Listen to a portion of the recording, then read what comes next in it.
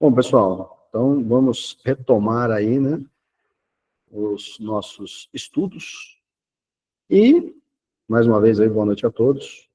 E a gente vai estar discutindo hoje um assunto, assim, interessante, necessário, e eu acho, e eu curto muito essa parte, porque é uma forma da gente começar a entender e todo o conceito e a real necessidade e a importância dos dados dentro de uma organização, dentro de uma instituição, independente do domínio dessa instituição, né, do ramo de atividade e tudo mais, que é a parte de banco de dados.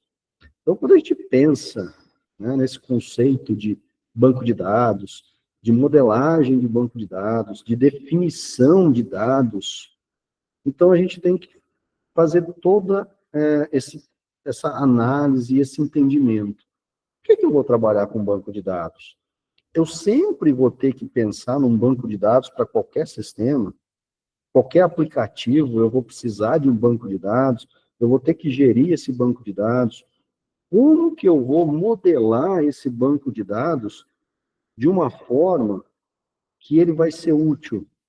Porque a gente tem dois pontos, tá? E dois pontos cruciais. Tá? E eu vou focar bastante em algumas dicas aqui para vocês que fazem a diferença nisso tudo. Então, quando a gente pensa na informação, melhor, quando a gente pensa nos dados, que é a massa, a grande massa, né, de características, de detalhes que a gente tem dos clientes, dos produtos, das compras, né, dos fornecedores, de transporte, de feedbacks de clientes, feedbacks de fornecedores, feedbacks de funcionários, tudo isso é uma massa de dados que, se a gente olhar assim por si só, ela não representa muita coisa. Muitas vezes a gente fala assim, pô, mas tem um monte de coisa aqui que eu vou fazer o quê com isso? Por que eu preciso saber se alguém gostou do produto ou não? Por que eu preciso saber se alguém avaliou o produto de uma forma ou não? Por que eu preciso saber se algum cliente me retornou, né, falando bem ou falando mal do produto? A informação está lá, mas, ou melhor, o dado está lá, mas se a gente não trabalhar isso, ou se esse dado não for estruturado de uma forma coerente, né, de uma forma consistente, a gente não vai conseguir extrair as informações que a gente precisa. Então, a parte da modelagem do banco de dados, a gente tem que ter um cuidado muito grande com isso. E essas 4 primeiras semanas que vocês estão estudando, ela traz isso. Né? Ah, mas eu quero criar um banco de dados, eu quero projetar uma estrutura de banco de dados, eu quero definir um banco de dados, eu quero começar a criar tabelas, né? Eu quero começar a criar atributos, eu quero definir características dos atributos, eu quero fazer o relacionamento dessas tabelas, né? Eu quero qual que vai ser o atributo que vai estar ali, né, conversando com cada tabela. Ah, ótimo, todo mundo quer isso. A gente quer partir para isso. Mas como que a gente vai executar essa tarefa de uma forma consistente? Como que a gente vai definir um banco consistente? Onde as informações serão consistentes, onde eu consigo, independente do conjunto, né, de dados que eu usar, extrair essas informações de uma forma rápida, né, de uma forma eficiente e de uma forma aonde eu tenha a garantia que a informação que eu estou extraindo, ela está correta. Ah, mas como é que eu... Vem a pergunta, né? Como é que eu posso garantir que essa informação que os dados que eu tenho lá são corretos? Não, os dados foram informados pela equipe da empresa, pelos clientes, pelos fornecedores, e são dados que estão relacionados a essas pessoas, vamos dizer assim. Então, não tem por que os dados ali serem dados fictícios, ou criados, imaginados. Mas, se a gente não ter uma estrutura de dados, né, que permita a gente extrair esses dados, isso vai causar um grande problema, porque muitas vezes a gente vai estar extraindo dados erroneamente, que ao invés de ajudar a organização a tomar uma decisão, ela vai fazer com que a organização tome uma decisão, e uma decisão errônea, principalmente quando a gente pensa em investimentos. Devo ou não investir no novo produto? Devo ou não melhorar esse produto? Né? Ou devo ou não lançar um upgrade desse produto? E o que tem esse upgrade desse produto que vai alavancar as vendas dele, que vai agradar os clientes, que vai fazer com que clientes que compraram a versão anterior comprem essa versão nova, essa versão atualizada? Então, tudo isso são informações que estão onde? Dentro da base de dados. Então, quando a gente pensa em base de dados, a gente tem que considerar o quê? A consistência desses dados. Tá? A gente tem que permitir o quê? O isolamento desses dados, porque ele vai estar no servidor. Pode ser um servidor interno da organização, pode ser na cloud, né? Na nuvem, que é hoje, o boom que nós temos hoje é a armazenagem de dados na nuvem. Então, a gente tem que pensar nisso também. Né? Por quê? Se está na nuvem, eu tenho que pensar numa estrutura que ela vai ser uma estrutura simples, mas ela vai ser uma estrutura consistente. Eu tenho que pensar na forma com que eu estou gravando os dados, né? Nessa minha base de dados, esses dados serão consistentes. Não serão dados duplicados, serão dados únicos. Tá? Então, a gente tem que pensar, quando a gente pensar num projeto de banco de dados, em como a gente vai organizar as tabelas, em como a gente vai organizar os atributos, a gente tem que pensar nisso. Consistência, evitar redundância de dados, tá? Então, a gente tem que pensar na onde? Na durabilidade desses dados. Eu tenho que manter esses dados por longos anos. São dados históricos, são dados que vão me permitir extrair informações históricas que vão ajudar na tomada de decisão. Então, quando a gente pensa em banco de dados, a gente pensa nisso. Tá? E é justamente o que a primeira aula trouxe. Poxa, mas se eu estou pensando em banco de dados, eu vou criar as tabelas aqui meio que de qualquer jeito e vou deixar as coisas fluírem. Não. Antigamente a gente podia fazer isso. Se a gente pensar na década de 70, isso vale, o que eu vou falar está relacionado à parte, né, desenvolvimento de software, mas também vale para banco de dados, porque o banco de dados é um processo do desenvolvimento, é uma parte do desenvolvimento. Tinha essa preocupação. Não tinha, a gente tinha poucos recursos, entendo. Mas o pessoal fazia, a redundância das informações muitas vezes era tão grande, que, por exemplo, eu tinha o nome de um cliente em N lugares. E quando eu fazia alteração de um lugar, eu tinha que lembrar em todos os lugares que aquele cliente estava e sair pesquisando, e sair fazendo alteração de tudo. E muitas vezes isso não acontecia. Então, o que acabava acontecendo? Eu tinha dados inconsistentes. Eu não conseguia fazer uma busca, né, desses dados para gerar informações consistentes. Vou dar um exemplo para vocês aqui, ó. Quando vocês pensam em cidade, por exemplo, quem que aqui é de São Paulo?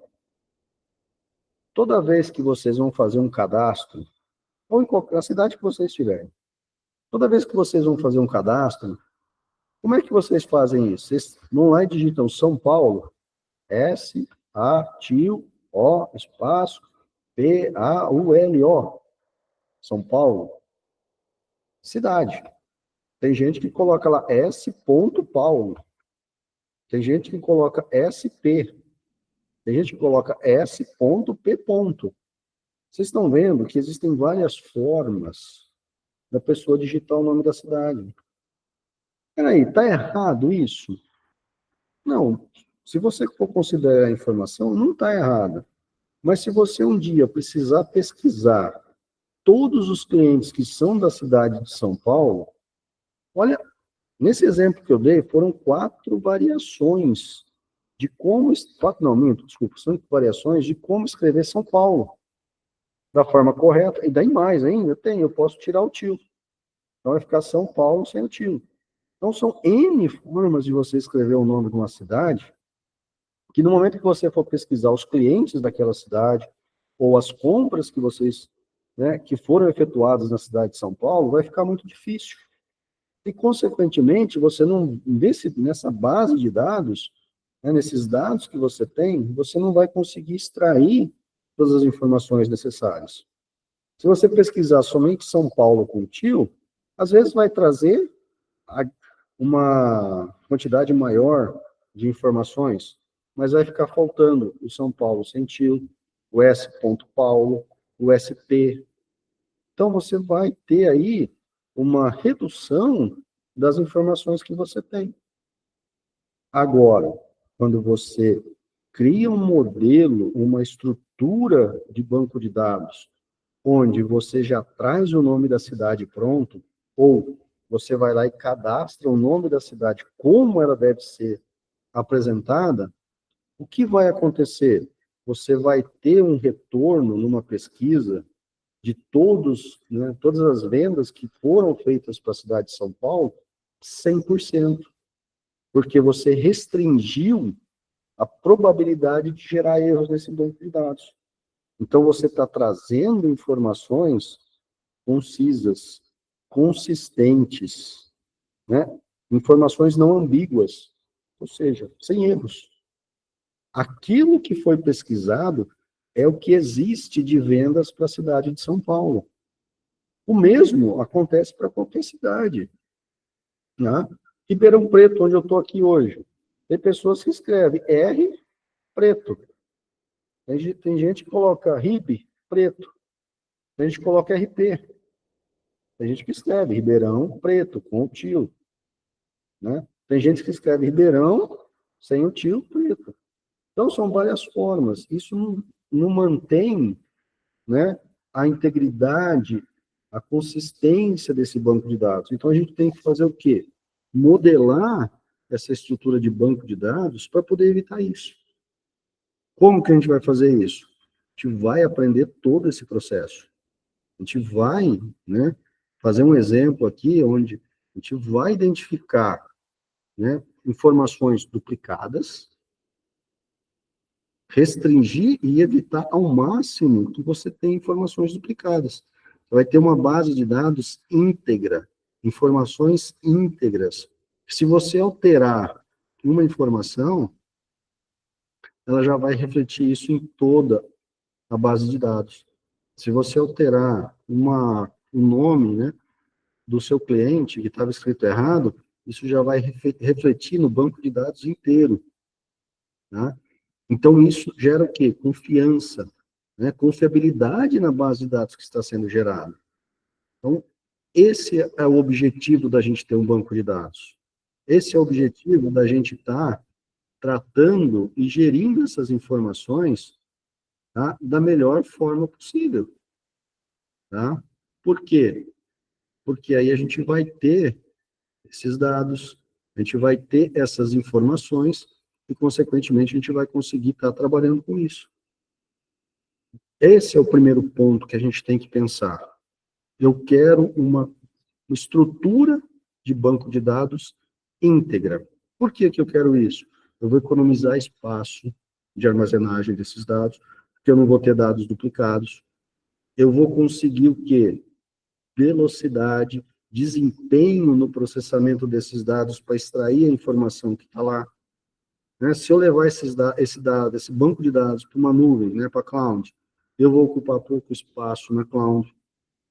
Como está no servidor e as informações estão íntegras, eu vou ter uma menos utilização da banda de rede para solicitar e trazer essas informações para a estação que eu estou trabalhando. Então, tudo isso são benefícios que a gente tem. Temos um certo trabalho para fazer isso? Claro. A gente tem que pensar, a gente tem que analisar, né? A gente tem que gerir tudo isso para que, então, a gente consiga fazer o quê? Essa tratativa e, consequentemente, criar esse banco de dados. Tá? Então, pessoal, esse é o conceito inicial quando a gente pensa em banco de dados. Tá, eu tendo essa ideia, essa consciência, uma outra decisão que é crucial é qual sistema gerenciador de banco de dados eu vou utilizar. Qual SGBD eu vou estar utilizando para montar essa estrutura do meu banco de dados. Vocês olharem, e agora já entrando na aula 2, existe uma infinidade de bancos de dados que a gente tem. Vou citar alguns aqui: Oracle, DBase, SQL Server, MySQL, Postgre, Firebase, Firebird, SQLite, NoSQL, né? Vou até fazer uma colinha aqui agora, né? MongoDB, né? Neo4j, Cassandra, e por aí vai. E cada dia está surgindo mais. Acho que eu falei, não falei o Postgre, mas tem o Postgre também. E a cada dia está surgindo mais bancos de dados aí que a gente pode estar utilizando. Mas e aí? Qual eu vou utilizar? Qual SGBD eu vou utilizar para montar a estrutura da minha base de dados? Aí vai depender o quê? Das características do projeto que eu estou desenvolvendo. Eu quero um projeto para mobile, para smartphone. Eu preciso de um banco de dados local? Preciso. Por quê? Porque é um aplicativo de vendas. Então, eu tenho que guardar localmente todos os produtos que eu tenho, os clientes daquela região que o vendedor vai estar atuando, porque ele pode chegar num determinado local e o 5G ou 4G não estiver funcionando e ele não ter acesso a um Wi-Fi. É possível? Sim, é possível. Só que, espera aí, qual que vai ser o melhor banco de dados para que eu possa estar utilizando dentro do meu smartphone? Eu estou pensando nisso aqui agora. Ó. Meu aplicativo está rodando aqui. Eu vou armazenar esses dados aqui. Qual que é o melhor para poder tratar? Eu vou instalar uma MySQL aqui no meu celular? Espera aí. Existe instalação de MySQL para Android ou para iOS? Primeiro ponto. Será que eu não estou ocupando muito espaço na memória do meu celular instalando o MySQL, processamento e tudo mais? Mas será que eu preciso do MySQL no meu celular? Eu vou pesquisar o quê? Nesse caso, um banco de dados, um SGBD, né? Um sistema gerenciador de banco de dados, que tenha o melhor desempenho para smartphone, o SQLite. O SQLite, ele é um único arquivo. O MongoDB, também. Banco de dados pequenos, que muitas vezes não precisa de uma instalação. Tá? Ele simplesmente roda com um único arquivo. E dentro desse único arquivo eu vou ter a minha base de dados. A mesma estrutura que eu estou definindo para evitar duplicidade, evitar redundância, e eu ter os dados consistentes, eu consigo rodar nele. E é um arquivinho pequenininho, com a capacidade de processamento. Então, a gente vai considerando o quê? De acordo com a aplicação, tá, que a gente está desenvolvendo, qual banco de dados que a gente vai considerar. Eu estou desenvolvendo uma aplicação, um e-commerce. Beleza? Joia. Eu sei que isso vai ficar no servidor, tá? Vai ficar lá no host, vai ficar no servidor web. Eu preciso de um banco de dados, consequentemente, que vai estar na nuvem. Joia. Que banco de dados que eu posso ter? Aí começa a ter uma infinidade. MySQL, Postgre, Oracle, SQL Server, posso pensar no Firebase, posso pensar no Firebird. Tá? Então, eu tenho 6 opções. Dessas opções, 2 são pagas.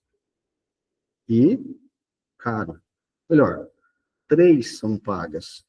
O Firebase também é pago dependendo da utilização que você tiver. O Firebase é da Google, tá? Então, eu tenho 3 opções aqui pagas e tenho 3 opções gratuitas. Beleza. Dentre as opções gratuitas, eu tenho uma que vai me dar o desempenho que eu preciso. Por quê? Porque eu não quero gastar muito dinheiro. Também tenho que analisar isso. Mas eu quero ter um desempenho. Então, hoje, eu não quero ter um custo de banco de dados, ou um custo alto de banco de dados. Eu posso usar um Postgre, eu posso usar um MySQL, tá? Vou contratar o servidor aí, talvez, de banco de dados por R$ 30 por mês que eu vou estar pagando. Por quê? Porque eu não vou ter uma demanda de acesso muito grande. Eu estou colocando o quê? Os produtos que eu estou vendendo. Quantos produtos eu tenho? Sei lá, 10 mil produtos. Isso para um banco de dados é irrisório. Eu pretendo ter aí, talvez, 1 milhão de clientes por ano. Tô pensando bem alto. Mas também, tá tranquilo. Se eu tiver 1 milhão de clientes, eu vou fazer aí, sei lá, os 3 milhões de vendas por ano. Beleza. É um banco de dados que vai ter aí uma quantidade de informações. Só que, por exemplo, um MySQL, um PostgreSQL consegue absorver isso. Mesmo porque eu não vou ter 1 milhão de acessos simultâneos nesse banco de dados.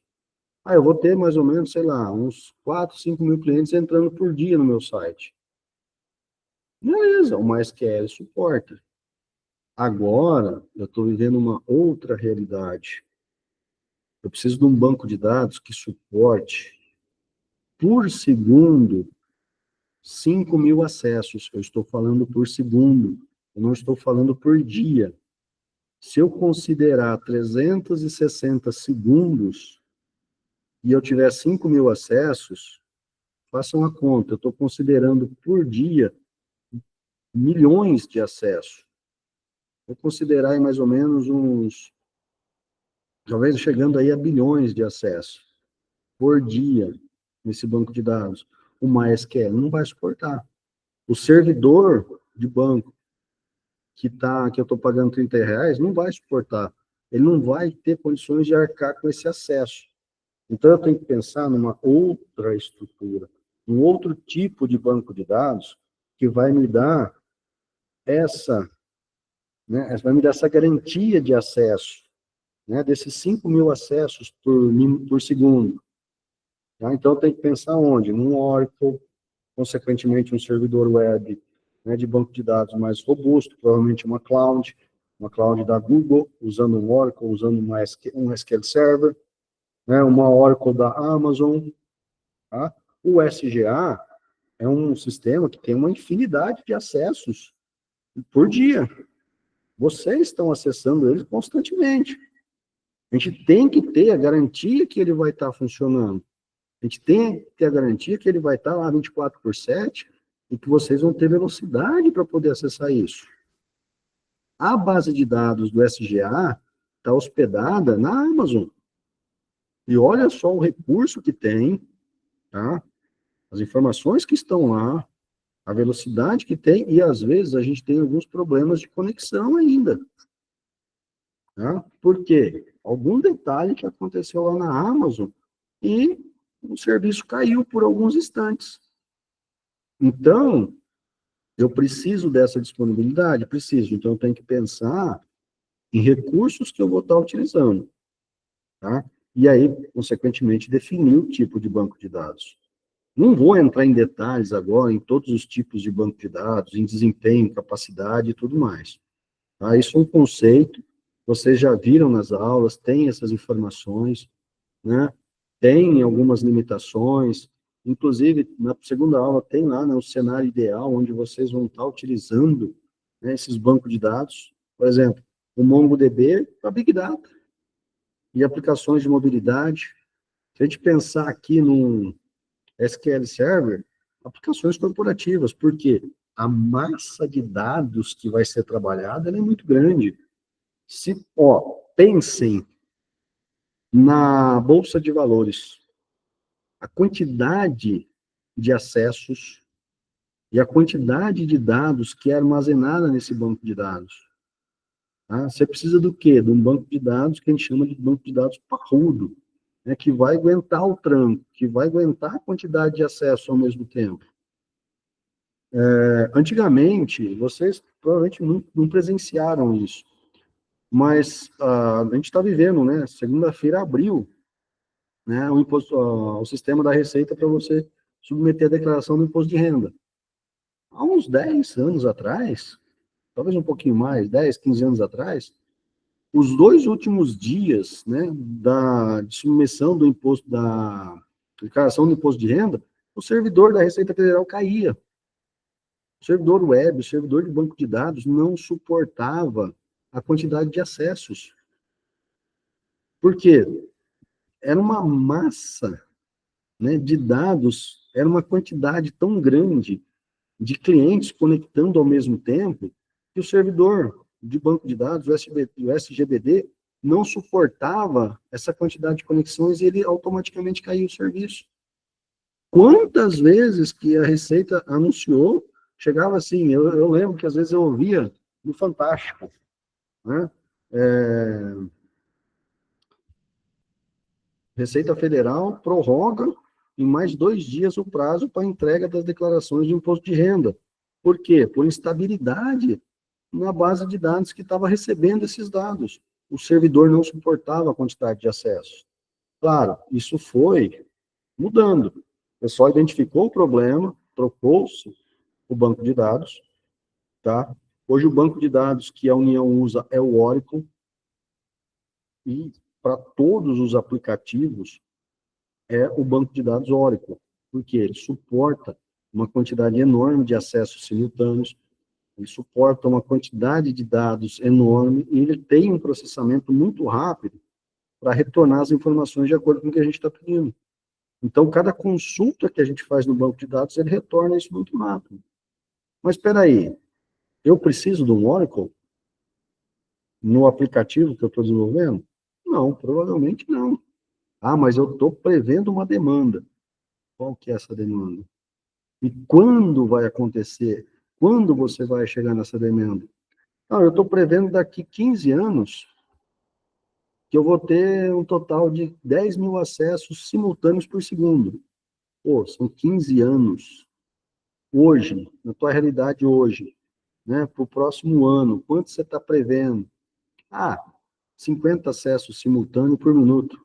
Pô, você estava prevendo 15 mil por segundo, daqui 15 anos. Mas agora, são 300 por segundo, por minuto, desculpe. Você não precisa de um Oracle. Você não precisa fazer um investimento alto agora, que seu, né, site, que seu e-commerce está começando, que seu aplicativo está começando, sendo que você não tem essa previsão tão grande. Você pode colocar ele hoje num SGBD mais baixo, mas que suporte a realidade que você está prevendo, e de acordo com os anos, de acordo com o que a aplicação, o e-commerce vai crescendo, você pode fazer a migração desses dados. Você pode tirar do SGBD, posso tirar ele, por exemplo, do MySQL, ou até tirar de um servidor, né, MySQL, que tem uma determinada configuração, e levar isso para um servidor que tem uma configuração muito maior, mesmo sendo MySQL. E posso, inclusive, ainda, dependendo da demanda, migrar essa base de dados hoje que está no MySQL para um Oracle, um SQL Server. Né? Então, a gente tem que estar antenado com essa realidade. Então, depois, foquem, deem uma estudada, tá, em todos esses tipos de banco de dados aqui, veem, né, o conceito de aplicação, onde vocês podem empregá-los e tudo mais. Por quê? Porque a TD1 vai abrir para vocês segunda-feira, ela vai trazer estudos de caso para vocês definirem aí qual vai ser o melhor SGBD que vocês vão estar utilizando de acordo com uma realidade. E por que que aquele banco de dados é o melhor? Então, essa é né, já deixando um spoilerzinho aí do que vocês vão ver. Então, analisem, né, a real circunstância que vocês têm ali, e a partir daí, define qual é o melhor banco de dados para usar. E por que que eu estou usando esse banco de dados? Por esse motivo, eu estou prevendo tantos acessos, ele suporta, a evolução daqui 15 anos, tudo bem, daqui 15 anos eu posso ver, às vezes, daqui 15 anos nem exista mais o Oracle, exista um outro banco de dados. Então, com o passar dos tempos e com a evolução, eu vou evoluindo o meu banco de dados. E aproveitando esse gancho, da mesma forma que a gente tem versões das nossas aplicações, que a gente vai evoluindo a arquitetura, novas funcionalidades e tudo mais, a gente também tem versões do nosso banco de dados. Então, o nosso banco de dados ele vai estar em constante evolução. Eu vou precisar de um novo atributo, eu vou precisar mudar um tipo de atributo, eu vou precisar né? Alterar o tamanho de um atributo, enfim, eu vou ter que continuar dando manutenção nesse banco de dados de acordo com as necessidades, né? E, principalmente, manter esse banco de dados funcionando 24/7. Porque sem banco de dados, a aplicação simplesmente não funciona. Como é que eu vou vender? Pensa hoje no Mercado Livre. O Mercado Livre usa um SGBD. Pensa lá, se o SGBD cair, como é que ele vai fazer as vendas no Mercado Livre? Como que o Mercado Livre vai vender? Como que as empresas que estão usando toda a infraestrutura do Mercado Livre vai vender? Se o banco de dados, o SGBD caiu, está fora, está offline. Então a gente tem que tomar esse cuidado, a gente tem que se preocupar com isso, em manter o SGBD funcionando. Temos que ter um SGBD que funcione 24/7 por 360, ou seja, o ano inteiro, a todo momento. Então, a gente tem que ter a garantia desse servidor. Então, pensar na configuração do servidor, no SGBD que eu estou desenvolvendo, em como é essa estrutura, né, de dados que eu criei de forma consistente, né, evitando, né, obviamente, duplicados, tá? E tendo aí o quê? Um isolamento desse banco de dados, desses dados, isso não vai estar acessível para qualquer pessoa. É aí onde entra também todo o conceito de permissões nesse banco de dados. Então, vocês vão ver, quando a gente começar a mexer com banco de dados, e provavelmente isso vai acontecer no próximo encontro virtual, eu vou entrar com o usuário root. Por quê? Porque, para mim, é mais fácil. Só que, espera aí, quando eu desenvolvo um banco de dados para um cliente, o usuário root, ele tem permissão total. Então, eu chego para o cliente e falo, ó, esse usuário root aqui, com a senha é X, ele te dá acesso total, tanto à arquitetura do banco de dados, as tabelas, os atributos, quanto os dados que estão nele. Cuidado. Para os demais, para as funcionalidades do sistema, eu vou criar usuários distintos. Por exemplo, eu vou criar um usuário que só pode armazenar dados no banco de dados, tá? Mas que não pode alterar a arquitetura dele. Quem que pode alterar a arquitetura? O usuário root. Ou um usuário com permissões de alteração da arquitetura. Então, a gente também vai definir usuários para essa arquitetura de banco de dados, que vai ser responsável por trabalhar com determinadas informações. Ou só incluir, ou só excluir, ou só consultar. Tá? Então, quando a gente pensa assim, Mercado Livre, por exemplo, o Mercado Livre que administra, o administrador do Mercado Livre, ele tem um acesso, ele tem um acesso global. Então, ele pode alterar banco de dados, ele pode apagar dados, enfim, ele pode dar manutenção nessa base de dados. A empresa que está usando o Mercado Livre para vender seus produtos, ela pode alterar as informações dentro do banco de dados vinculadas a ela. Seus produtos, forma de pagamento, características desse produto, fotos e tudo mais. Mas dos produtos dela. Eu, como usuário, o que eu posso fazer? Consultar os produtos e realizar a venda. E se eu tentar alterar um produto? Mesmo que eu, né, consiga invadir o banco de dados, com o meu login, eu só vou conseguir consultar. Eu não vou conseguir fazer alteração em produtos, em fornecedores, tá? Então, a gente consegue também restringir o acesso dos usuários nesse banco de dados. Né? Quem trabalha em empresa, tem o seu login e senha para acessar o sistema. Mas isso te dá permissão a uma parte do sistema. Não te dá permissão ao sistema todo. Né? Se a gente for no banco, eu tenho acesso ao sistema total do banco de dados? Não.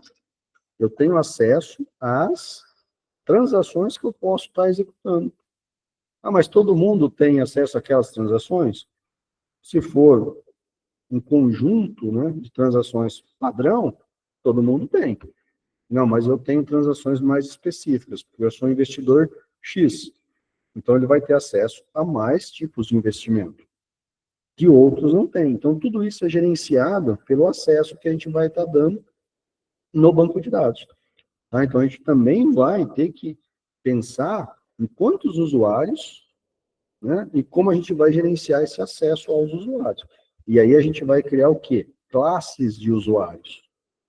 Usuários clientes, usuários fornecedores, usuários administradores, usuários roots, para poder controlar a permissão de cada um.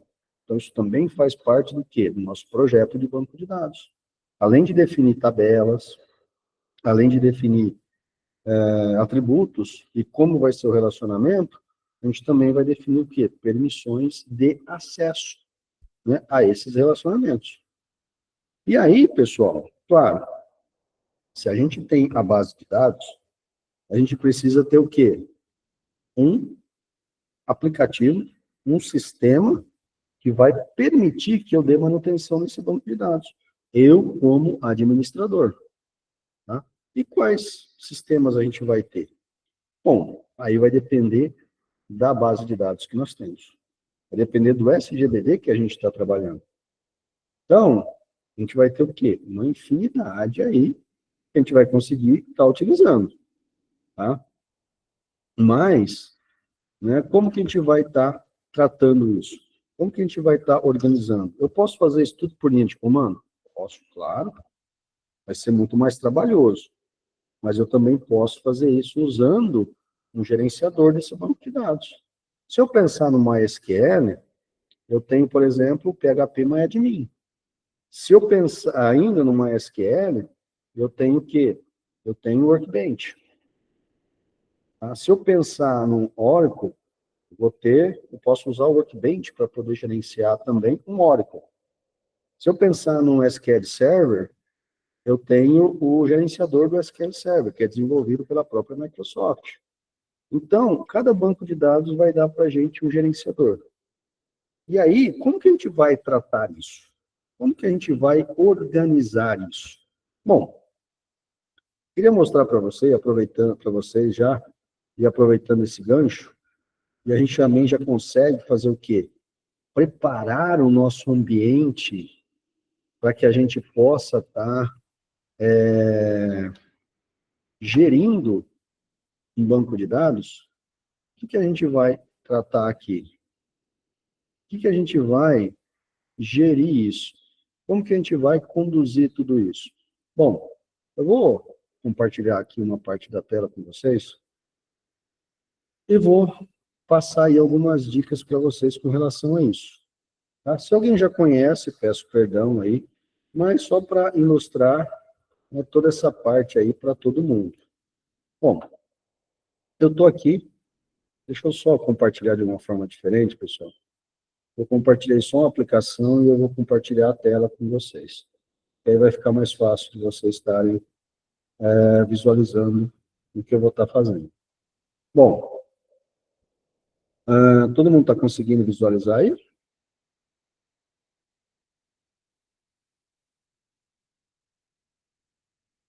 Pessoal, e até agora, todos esses conceitos que eu passei, está tranquilo em relação a isso? Anotaram isso? Já estão cientes de como vocês devem seguir, como vocês devem estar pensando? Claro, a gente vai fazer isso, tá, no decorrer aí que a gente vai ter nos nossos encontros virtuais. Mas agora, e antes da gente pensar num projeto de banco de dados, como que eu preparo o ambiente para trabalhar com esse banco de dados? Como que eu vou estar organizando isso? Bom, eu vou usar aqui um exemplo do MySQL, tá? Peraí, alguém mandou alguma mensagem aqui.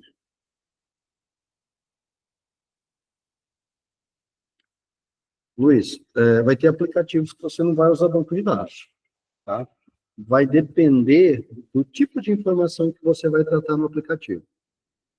Quer ver? Vou dar um exemplo. WhatsApp. O WhatsApp precisa de um banco de dados? Precisa. Por quê? Porque ele está guardando todas as informações, as mensagens que a gente está compartilhando. Mas a calculadora, tudo bem, foi de 8 para 80, né? A calculadora precisa de um banco de dados? Não. eu estou fazendo o cálculo ali muito rápido. Eu desenvolvi um aplicativo de jogos. Eu preciso de um banco de dados? Não. Por quê?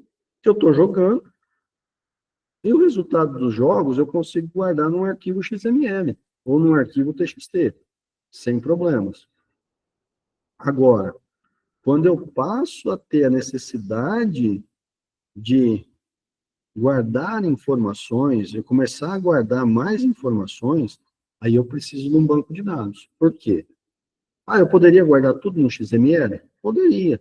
Só que o tempo que eu vou estar usando de processamento para fazer a leitura do XML vai deixar meu aplicativo lento. Então, a partir daí, eu preciso de um banco de dados para guardar esses dados. Tá? Por quê? Porque senão eu começo a perder desempenho, eu começo a não ter aí, né, um isolamento desses dados, porque eu vou estar guardando os arquivos textos junto com o meu aplicativo, segurança zero, né? Qualquer um vai conseguir acessar esses arquivos. Se eu criptografar esse arquivo texto, eu vou ter um processamento a mais para descriptografar, para mostrar para os meus usuários. Então, tudo isso vai fazer o quê? Prejudicar o desempenho. Se eu partir para um e-commerce, eu preciso ter um banco de dados. Se eu pensar num sistema para uma clínica médica, eu tenho que guardar os dados do paciente, né, das consultas, dos exames que ele foi feito, o que foi discutido na consulta. Então, eu preciso de um banco de dados. E não é um sistema grande, né? Se eu pensar num sistema educacional, para uma escola de inglês, eu preciso ter um banco de dados. Por quê? Eu vou ter os alunos, eu vou ter os professores, eu vou ter as classes, né, as salas de aulas, eu vou ter toda a questão relacionada ao pagamento, aí sim eu preciso de um banco de dados. Então, nessa definição do projeto, eu vou definir o quê? As informações que eu vou estar guardando. E, consequentemente, né, se eu preciso ou não de um banco de dados. Eu já desenvolvi sistemas que não precisavam de banco de dados. E já desenvolvi sistemas que era crucial você ter um banco de dados. Tá? Por quê? Porque ele tratava informações, eu tinha que guardar essas informações, eu tinha que ter um dado histórico dessas informações. Já desenvolvi sistemas que simplesmente utilizavam o banco de dados, não gravavam nada nele.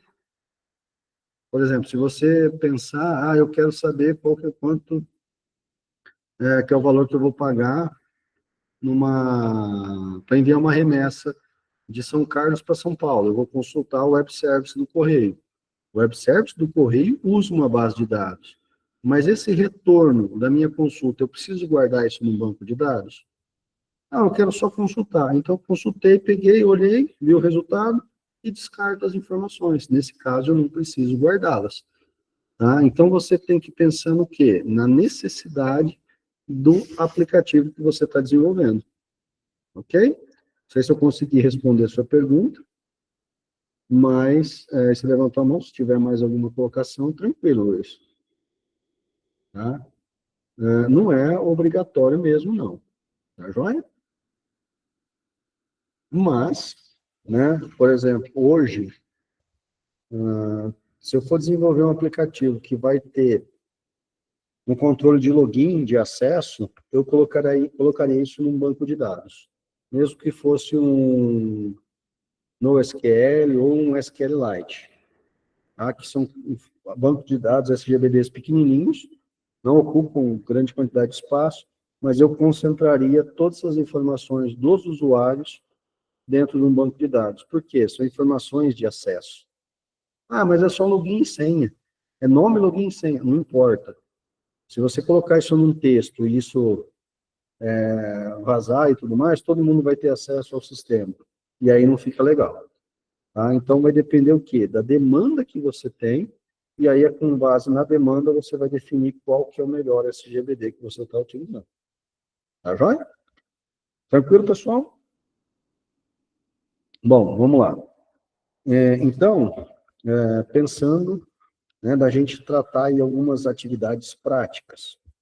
Bom, dentre as SGBDs que nós temos aí, um que eu gosto muito de trabalhar e que ele é de fácil entendimento, E 95% do que a gente usar nele, que a gente aprender nele, a gente consegue levar para os outros SGBDs.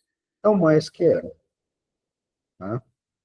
Então, sempre eu preparo um ambiente do MySQL e uso o MySQL como referência. Tá? Ele é simples, tem vários aplicativos para você conectar no banco de dados. Existe uma forma muito fácil de você fazer essa instalação e, consequentemente, de gerenciar o serviço do MySQL rodando na máquina. A minha máquina, por exemplo, não é um servidor de banco de dados. Eu utilizo ela para N coisas. Então, quando eu não quero utilizar, né, o MySQL, eu simplesmente vou lá e derrubo o serviço. Ele não fica competindo com o processamento no sistema operacional. Quando eu quero utilizar o MySQL, eu vou lá e starto ele. Né? Então, a gente consegue gerenciar isso. Como eu disse, tem várias formas da gente instalar um banco de dados. Eu posso, por exemplo, vir aqui e pesquisar aqui, ó, MySQL download. Tá? Ele vai abrir aqui, ó, o download do MySQL.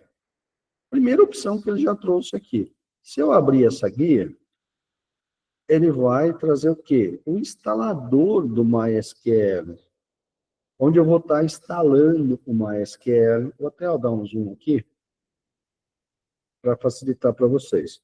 Claro, a maioria das vezes a gente vai estar encontrando o quê? Um site em inglês, porque é um SGBD internacional. Tá? Mas eu posso vir aqui e mandar traduzir também, sem problemas. Então, aqui eu vou encontrar o quê? O instalador do MySQL. E aí, eu vou definir qual que é o sistema operacional que eu estou utilizando, né? E tudo mais que eu preciso. Só que, se eu usar esse instalador, eu vou ter um processo mais complexo de instalação e configuração desse banco de dados. Ah, então, mas eu posso usar? Pode. Só que aí você vai estudar, você vai acompanhar esse processo. Por que você vai acompanhar? Porque você vai definir a porta de acesso do banco de dados, você vai definir o usuário root, você vai definir a senha do usuário root, você vai criar outros usuários. Tudo isso no processo de instalação. Tá? Ele vai pedir se você quer ou não startar o serviço. Então, é uma instalação um pouco mais complexa, tá? Que a gente vai estar criando. Mas, posso usar? Pode, sem problemas. Como eu disse, vou optar por instalar o banco, né? Só o banco de dados MySQL, só o SGBD do MySQL, beleza, mas tem em mãos um caderno e tudo que você for colocando de informações, você vai anotando, porque se você esquecer, você não vai conseguir acessar o banco de dados depois. Ok? Então tem que ter esse cuidado, tem que ter essa gerência. Como sugestão, eu aconselho vocês usarem o quê? O Champ. Tá? O que o Champ vai fazer? O Champ, ele vai instalar o banco de dados, MySQL, ele vai instalar um servidor web. Opa, mas se eu estou pensando já, se eu for programar web, eu já tenho o banco de dados e tenho o servidor instalado na minha máquina. É uma instalação mais simples de ser feita, tá? E é muito rápido. E pelo Champ, eu consigo startar o serviço do banco, startar o serviço do servidor web, sempre que eu precisar. Então, isso facilita e muito a minha vida. Eu sempre opto pelo Champ. Né? Por quê? Porque é mais tranquilo. Eu posso usar pelo Champ até um servidor FTP, para vocês terem ideia. Então, eu consigo transformar a minha máquina de trabalho num servidor FTP. Então, eu consigo, pensando numa aplicação, tanto desktop quanto web, tratar essa parte de downloads e uploads de um servidor. Então, facilita o trabalho. Então, o que eu faço? Eu procuro Champ, XAMPP, tá? E vou fazer o quê? Primeira opção que ele trouxer, já é a opção que eu quero aqui. Vou clicar aqui para fazer o instalador, o download do instalador. Ele já traz aqui, ó, o Champ, o MariaDB, que é o MySQL, tá? O PHP, ó, também está trazendo a linguagem PHP e a linguagem Perl. Então, ele é completo. Ah, mas eu não preciso do PHP. Não tem problema. PHP não vai estar causando aí grandes problemas para vocês, tá? E aqui eu vou baixar o quê? A versão para OS X, né, para Mac, a versão para Linux ou a versão para Windows. Vai depender do sistema operacional que vocês têm. Tá bom? Eu tenho o quê? O Windows rodando aqui. Eu vou baixar a versão para o Windows. Clico, né? Ele veio para cá, né? Ele vai automaticamente iniciar o download. Tá? Se o download não começar, eu clico aqui. Né? Então, ele está processando aqui para fazer o download do Champ. Né? Só aguardando aqui. Né? Ele trouxe, né, o Champ aqui para fazer o download. Está um pouquinho lenta a conexão aqui, pessoal, mas... Né? Ele vai fazer o download aqui para a gente. Deixa eu... Eu não entendi por que está lento aqui, mas... Aqui, ó, startou para fazer o download. É esse arquivinho aqui, ó, Champ, Windows 64 bits. Tá? Vou salvar esse arquivo. Está fazendo o download aqui. Né? Então, ele está aqui. Está um pouquinho lento o processo aqui. Vou até fechar um pouquinho aqui para ver se agiliza. Mas está fazendo aqui o download, está baixando 150 MB. Né? Hoje aqui tem vários professores, inclusive, fazendo encontro virtual aqui. Então, está bem concorrido, né? Mas tudo bem, pessoal. Feito aqui a instalação, eu vou até checar se eu tenho ele já, né, feito o download aqui em algum lugar. Mas acho que faz tempo que eu instalei o Champ, não vai ter aqui na minha pasta de instaladores, não. Porque a gente já estaria utilizando ele. Não está aqui, não. Deixa eu ver no meu Drive C aqui. Se eu tenho o Champ aqui. Mesmo porque eu vou rodar ele, mas não vou rodar ele até o final, tá? Porque senão ele vai impactar aqui na minha instalação. Bom, eu tenho aqui, ó, não é a versão 8.1.12, tá? Mas é a versão 8.0.10, também para 64 bits. A instalação vai funcionar da mesma forma, só para mostrar para vocês essa parte. Dou um duplo clique depois que terminou o download do arquivo, tá? Ele vai fazer aqui todo o processo, né? Pediu permissão do Windows para instalar o Champ. Então, ele vai carregar aqui, né, o instalador. Pessoal, é bem transparente essa parte, tá?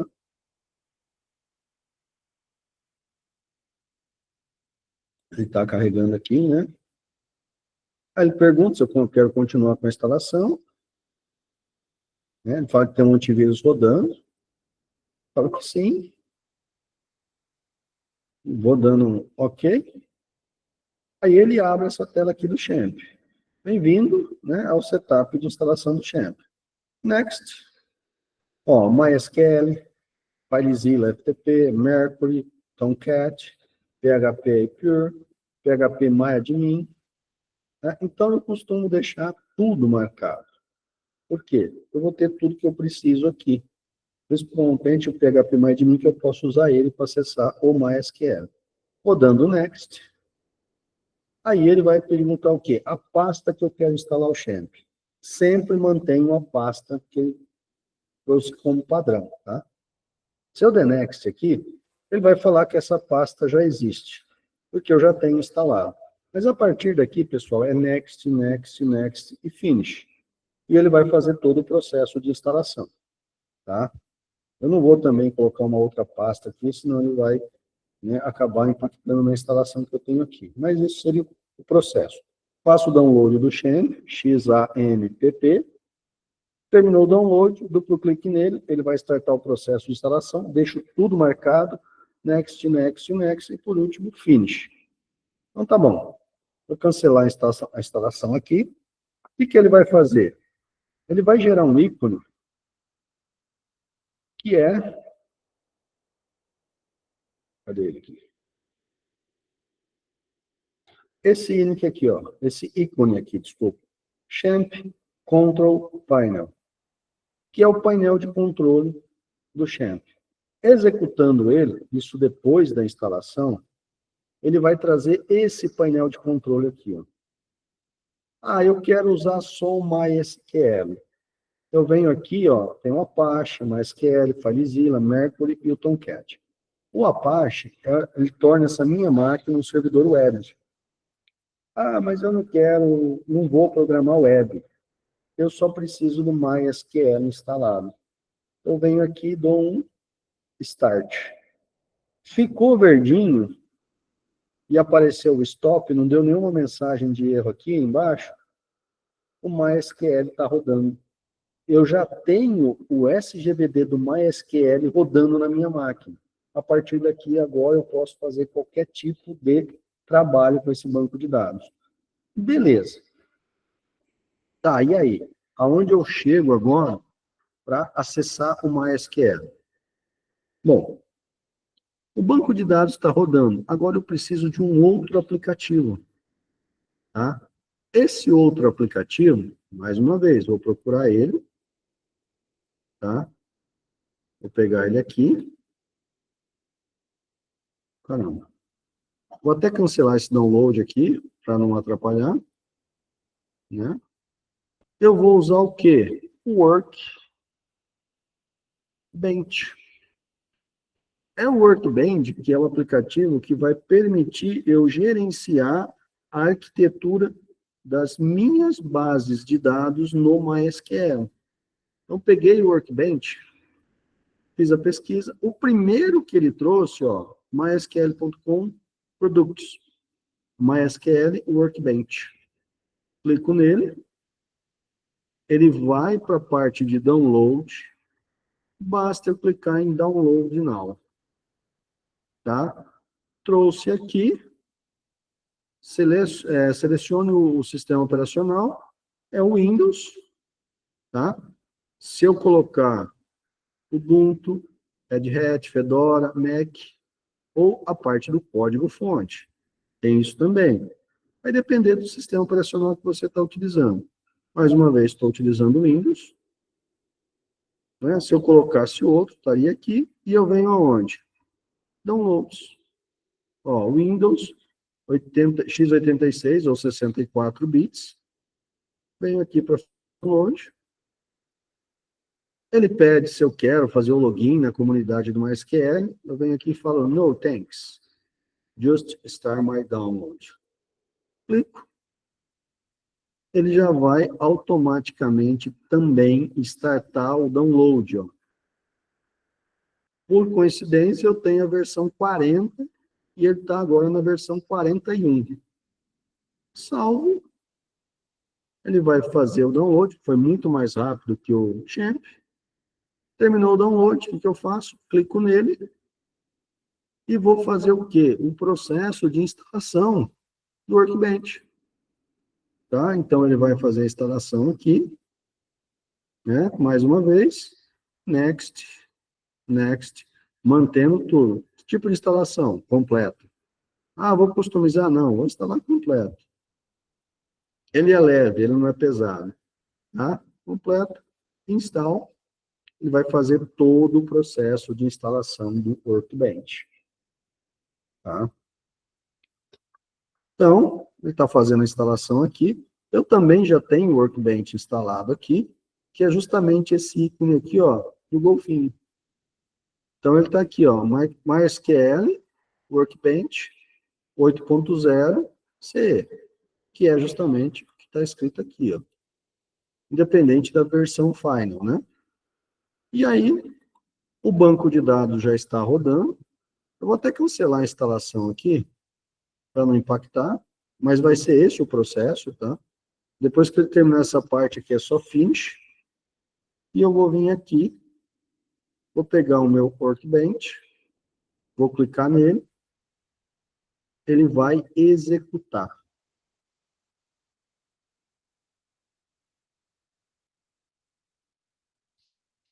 Né? Ele está perguntando um monte de permissão aqui. Ele finalizou a instalação do Workbench. E aí, ele abriu aqui no outro monitor, o Workbench. Tá? Eu vou trazer ele para cá. Aqui eu tenho a instalação do Workbench. Notem que eu estou acessando vários dados aqui. Eu tenho várias conexões com o MySQL. Eu tenho um da faculdade aqui, que eu estava fazendo um trabalho, o local, um outro projeto de website que eu fiz, um projeto aqui de aula, e um projeto da outra faculdade. Tá? Então, eu posso criar N conexões aqui. Na hora que vocês rodarem a primeira vez, isso daqui vai vir vazio. Tá? O que eu vou fazer? E o que vocês vão fazer? Eu tenho aqui, ó, MySQL Connection, eu vou clicar no "mais-in". Tá? Ele abre essa tela de uma nova conexão. Então, o que eu vou fazer aqui? O banco de dados está na minha máquina. Eu vou acessar, eu vou criar uma conexão com o MySQL que está rodando aqui, ó. É essa base aqui. A porta que eu estou usando é a 3306. Tá? Então, o que eu vou fazer? Eu vou dar um nome para esse banco de dados. Eu vou chamar ele, por exemplo, de aula base de dados. Tipo, método de conexão, vou manter o padrão. Hostname, qual que é o servidor? É minha máquina local. Aqui ele está com o IP, 127.0.0.1. Esse IP é o IP local. Tá? Ou eu posso vir aqui e colocar o quê? Localhost, que é a máquina local. É o nome da máquina localhost.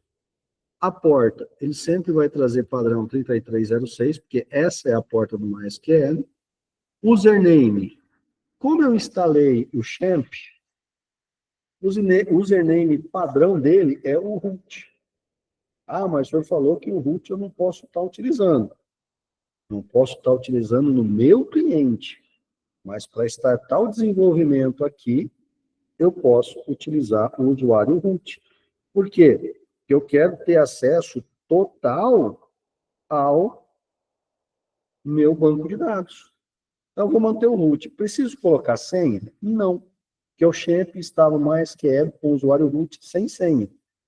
Por isso que se eu instalar o Champ na máquina do meu cliente, eu vou depois definir uma senha para o root. Mas isso quando eu estiver acessando a minha base de dados, a gente vai ver um pouco mais adiante. Então, username root, vou manter padrão, e clico aqui, ó, em Test Connection. Ele fala que vai fazer a conexão, continue anyway, successful made de MySQL Connection, ou seja, conectou com sucesso ao MySQL.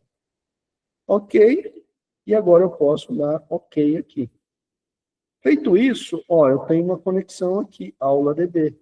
Clico nela, ele vai fazer a conexão com o banco e vai trazer todos os bancos de dados que eu tenho aqui. Né? Aqui eu já tenho alguns bancos, né, criados, mas vai ser essa a interface que eu vou trabalhar, né, para poder fazer o quê? Criar as minhas tabelas, criar os meus atributos, inserir, né, dados para ver se o banco de dados está funcionando, fazer consultas, alterações, exclusão, enfim. É esse ambiente que eu vou estar projetando e implementando a minha base de dados. A base de dados da minha aplicação que eu vou estar desenvolvendo. Tá? Então, esse é o último passo para a gente criar o quê? O nosso ambiente de desenvolvimento. Isso para o MySQL. Mas se eu for utilizar um outro banco de dados? Ah, vou utilizar um SQL Server. Então, você vai fazer o quê? SQL Server Download. Ele vai entrar no download de instalação do SQL Server. Você vai baixar um instalador, vai instalar ele, vai fazer todo o processo de configuração e ele vai estar dando mensagem por mensagem para você fazer o processo de configuração. Anotem tudo. Qualquer informação que você digitar, servidor, tal, usuário, root, senha, 1, 2, 3, 4, outra senha, 5, 6, 7. Anotem tudo para depois vocês usarem, porque ele vai perguntar isso para você. Feito isso, vou instalar o quê? O gerenciador do banco de dados. Vou instalar, então, o manager do SQL Server. E a partir daí eu vou conectar com o banco de dados e fazer todo o processo de manutenção para poder trabalhar com esse banco de dados. Tá joia? Bom, pessoal, hoje, né? A gente não vai começar um projeto de banco de dados? Não, porque não vai dar tempo. E eu também não vou cobrar isso de vocês na avaliação. Então, essa parte da aula 4, que é o start do projeto, a gente vai deixar para o próximo encontro virtual, por quê? Porque a gente já vai dar o start no projeto, pegar um caso real, ver todos os atributos que a gente vai precisar armazenar, definir como vai ser a arquitetura dessa nossa base de dados, e a partir daí definir o que a gente chama de script de criação do banco de dados. Tá? Mas a gente já está com o quê? Com o ambiente que a gente vai trabalhar pronto. A gente já tem o conceito do quê? Do que eu tenho que ver, de como eu vou definir qual vai ser o SGBD que eu vou estar utilizando, né? Eu preciso de mais recursos, de menos recursos, como que eu vou estar trabalhando com isso? E, principalmente, qual a aplicação, né, que eu vou estar desenvolvendo que vai fazer o quê? Né? Conectar esse banco de dados e, consequentemente, dar manutenção nos dados que estão ali gravados nele. Tá joia? Então, façam isso depois aí, né, na máquina de vocês. Façam a instalação. Ah, mas eu tenho o Linux, não tem problema. Tem todo, né, os downloads aí para Linux, para você estar instalando. Ah, eu tenho Mac, tem também os instaladores para o Mac, e vocês vão estar conseguindo aí fazer todo esse processo de instalação e deixar o ambiente pronto. Vocês vão chegar nesse ponto que eu parei aqui com vocês. Tá joia? Alguma dúvida até aí, pessoal? Ou tranquilo? Sei que eu acabei falando bastante aí, mas hoje eu queria mais passar toda essa parte de conceitualização para vocês, para que vocês entendessem aí, né, essa questão, que eu acho que é o ponto crucial para a gente começar a fazer o quê? Um projeto de banco de dados, já definindo o banco de dados que a gente vai utilizar e qual vai ser o domínio da aplicação que a gente tem e a real necessidade do banco de dados ou não. Ok? Alguma observação aí, pessoal? Ou tranquilo nessa parte? Vou até finalizar aqui a apresentação para visualizar melhor os dados aqui. E aí, tranquilo? Fácil, fácil?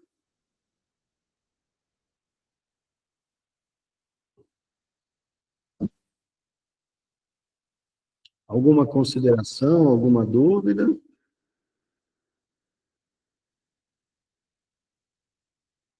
Ou não, pessoal? Sei que às vezes pode parecer aí, né, muita informação, mas é o início aí para vocês partirem. E é claro, próxima aula aí a gente vai focar, né, em começar a criar esse banco de dados. Então a gente vai ter depois as linguagens de programação desse banco de dados. Linguagem para criar estrutura, a linguagem para trabalhar com os dados dentro desse banco de dados. Então tudo isso a gente vai estar tratando ali pontualmente, né, para a gente estar entendendo aí todos os detalhes. Tá ok? Estou pensando ainda, João, qual que vai ser o exemplo que eu vou trazer aí para vocês. Tá? Vamos lá. Luiz. quando a gente vai para o VS Code, a gente já está trabalhando na aplicação. Então, a gente vai ter o quê? Uma linha de comando, de acordo com a linguagem de desenvolvimento que a gente está usando, para fazer a conexão com o banco de dados. Essa estrutura, né, esse projeto de banco de dados, ele já tem que estar pronto. Porque a aplicação que a gente vai estar desenvolvendo no VS Code, por exemplo, ela vai fazer o quê? A inclusão, a alteração, a exclusão e a consulta dos dados, uma estrutura já definida, tá? Então, esse ambiente que eu criei com vocês hoje é para a gente trabalhar com o quê? Com a estrutura do nosso banco de dados. Tabelas, os atributos das tabelas, os tipos desses atributos, como que essas tabelas estão ligadas. Depois a gente vai, por exemplo, para o VS Code, usando o C#, o Java, aí vai ter o quê? Todo o processo da aplicação acessar a base de dados que está no servidor e, a partir daí, fazer o quê? A manutenção dos dados. Manutenção dos dados é o quê? Inclusão, alteração, exclusão e consulta. Tá? Então, o processo é um pouco diferente, porque a gente vai acessar a estrutura já pronta, e não definir a estrutura no VS Code. Beleza? Respondi a sua pergunta, Luiz? Maravilha. Ao final, tá? O que a gente faz? A base de dados está pronta? Tá. Temos permissões e tudo mais? A gente monta uma aplicaçãozinha rapidinho, é muito simples, que vai acessar esse banco de dados pelo VS Code, ou pelo Visual Studio, ou pelo NetBeans, pelo Eclipse, usando Java, usando outra linguagem, sem problemas. Só para vocês verem como é que vai ser esse processo de conexão. Mas isso lá no último encontro virtual, provavelmente. Ok? Pessoal, mais alguma dúvida, mais algum comentário?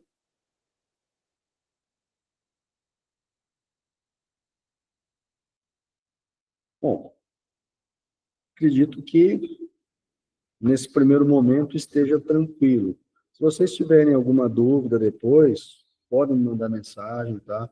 Vou estar esclarecendo esses detalhes aí para vocês. Tá joia? Então, agradeço imensamente a participação de vocês. Obrigado aí, peço desculpa aí pelo horário também, tá? Daqui a pouco eu vou deixar lá no YouTube também a gravação dessa aula. Aí vocês podem rever, e qualquer dúvida que vocês tiverem aí, por favor, podem estar me mandando mensagem aí, que eu vou estar, né, respondendo para vocês aí, sempre da melhor forma possível. Tá joia?